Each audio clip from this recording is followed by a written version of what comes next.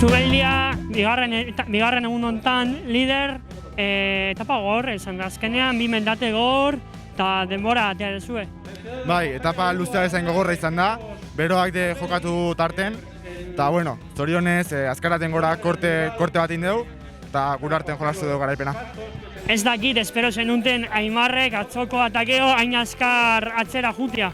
Ez, egia esan ez genuen bat espero, lasturren ikusi dugu sufritzen, da erabaki dugu azkaraten gora erritmo gogorra jartzea, lidera probatzeko ez betireko menia probatzea, eta bueno, zorionez suerte auki dugu, eta horiz jantzea lortuet.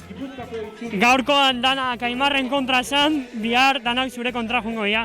Bai, gaur esate dago Ugokin aliantza moduko bat indetela, bihar ja denak nire kontra korrituko dugu, baina bueno, alde honein dugu. Zer dituzu hankak urrengo biegunetarako?